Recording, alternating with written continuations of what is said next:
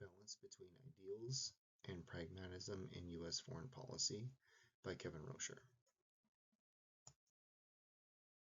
Today's agenda will start with an introduction and cover 6 key time periods, as described by Zulick's America in the World, a history of U.S. diplomacy and foreign policy. Then I will reflect on the theme across the time periods, and feel free to browse the references at the end.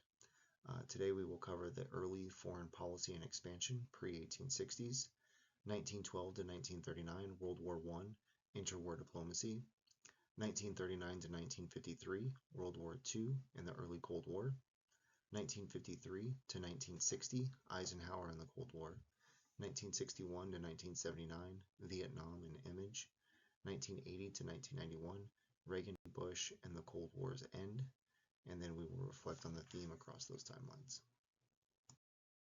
Introduction.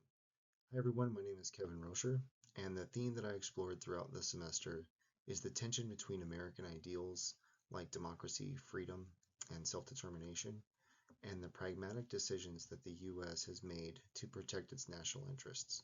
What I've noticed is that at nearly every turning point in U.S. foreign policy, our leaders tried to present the United States as a force for good. But when faced with hard choices, those ideals were often balanced or even pushed aside for security, economic power, or global influence. As someone who spent time in the U.S. Army working in civil affairs, I saw firsthand how we tried to win hearts and minds, just like policymakers have aimed to do throughout our diplomatic history. Let's take a closer look at how this theme played out over the 6 key time periods that I've mentioned before. Early foreign policy and expansion. In the early years of U.S. foreign policy, ideals like liberty and self-governance were core to our national identity. Many believed that America had a special role to play in the shaping of a better world, but at the same time, leaders used those ideals to justify land grabs and expansionist policies. The Louisiana Purchase and Manifest Destiny showed how we leaned into our values when convenient, but weren't afraid to act aggressively to gain territory. This wasn't just about spreading democracy. It was about gaining power and security, especially with European powers still nearby. As I noted in my first theme paper, even expansion into Native America and Mexican territories were framed as uplifting our civilizing, when in reality it served U.S. strategic goals. There's also an important point about how early Americans thought that the success of the Republic depended on spreading the model outward. That justified policies that were often harsh and exclusionary. So while the rhetoric sounds noble, the outcomes, especially for Native people and other nations, were often anything but. And yet those decisions laid the groundwork for America's rise on the continent. It's an early and clear example of ideals being used to make and support highly pragmatic actions. And as you can see from the 2 maps that I've provided, one is from 1804 to 1807, just kind of showing what the territories were, and the Louisiana Purchase right there in the center. And then you can see after 1859 just how the lay of the land looked. World War I and interwar diplomacy. President Wilson really elevated American ideals, especially during and after World War I.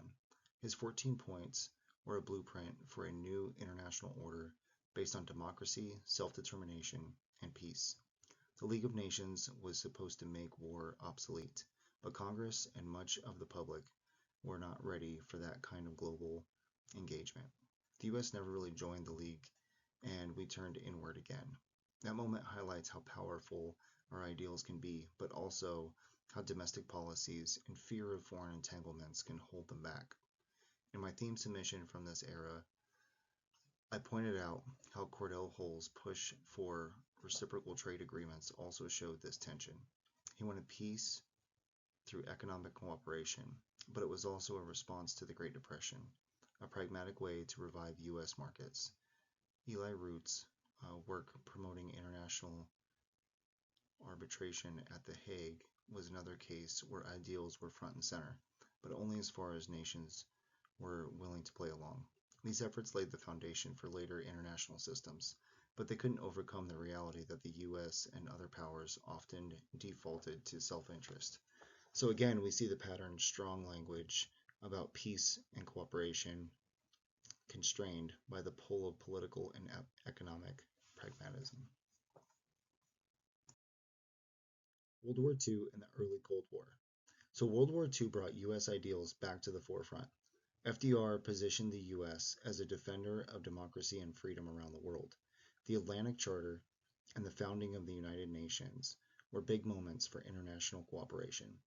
But at the same time, we used overwhelming military force, including the atomic bomb, and began establishing spheres of influence. Truman's doctrine of containment was partly about protecting democracy, but also about stopping Soviet expansion. In my written theme, I highlighted how the US used both ideals and practical diplomacy to rebuild Europe through the Marshall Plan, while also forming NATO, a mixed ideological leadership of strategic deterrence. What really makes this period stand out is that America didn't just win a war, it helped design the post-World War. I'm sorry, yes, the post-war world. But even in doing that, there was contradictions. We pushed for self-determination abroad, yet supported colonial powers like Britain and France in retaking their empires. And although the UN was supposed to be a peaceful forum for nations, it immediately became a stage for US-Soviet rivalry. The ideals were bold, but implementation showed just how difficult it was to lead with ideals in a complex and divided world. Eisenhower and the Cold War strategy. So Eisenhower's an interesting case because he came from a military background, but understood the importance of perception. When he sent federal troops to enforce school desegregation in Little Rock, it was about more than just domestic law. As Zulik pointed out, the world was watching, and America's image mattered in the Cold War. He also pushed programs like CETO and international exchanges to show that we were a force for good. But on the other hand, his administration supported CIA coups in Iran and Guatemala. These moves prioritized anti-communism over democratic ideals. In my theme paper, I mentioned how the Southeast Asia Treaty Organization was framed as a collective defense, but it was mostly symbolic, meant to promote American values while serving containment goals. So Eisenhower's actions reflected a balancing act. He tried to avoid direct military conflict, preferring covert tools and alliances. He knew that appearing strong without overcommitting resources was critical. Still, the fact that the US toppled elected governments in the name of anti communism shows how far pragmatic goals could stretch our ideals. It's also worth noting how this created long-term consequences, like instability in regions where we claim to be promoting democracy. Vietnam and the American image. This was a period of big contradictions. JFK launched the Peace Corps and the Alliance for Progress to win over developing nations with American values, but he also sent more troops in Vietnam, a war that would spiral into one of the biggest foreign policy failures in US history. Johnson escalated it even further, all in the name of credibility. Meanwhile, the civil rights movements at home put pressure on how the US appeared abroad. Nixon was maybe the most pragmatic of them all. He opened up to China and cut deals with the Soviets, but at the same time backed coups and regimes that didn't reflect our stated ideals. In my theme submission, I reflected on how Nixon's visit to China was brilliant diplomacy. It didn't reflect democratic values, but it realigned the balance of power and weakened Soviet influence. That's idealism taking a backseat to strategy. This was also the era when public perception started to matter more than ever. The image of napalm victims and anti-war protests shook Americans and our allies. And Nixon's approach, while effective strategically, sometimes made it hard to defend U.S. foreign policy on moral grounds. The contradiction between what he said and what we did was more visible than ever, and that shaped how future leaders would think about the role and the values in diplomacy. So President Reagan and Bush and the Cold War end. Reagan called the USSR an evil empire, but he also sat down with Gorbachev to work out arms reductions. His INF Treaty and diplomacy helped to bring the Cold War to a close. And that's what makes Reagan so interesting. He used strong moral language, but knew when to make deals. Bush was more cautious, but just as effective. He handled the Soviet collapse without pushing too hard and kept Germany unified within NATO. Then came the Gulf War, which was framed as a fight for international law, but it also helped clear ties to oil and regional power. My final theme highlighted how Bush's approach was a great example of pragmatism wrapped in rhetoric. The war was sold as defending sovereignty, but it was about protecting economic interests and maintaining U.S. influence in the Middle East. So this time period marked a rare instance where American ideals and interests started to align more closely. The fall of the Berlin Wall and the collapse of the USSR allowed the US to take a victory lap for freedom and democracy.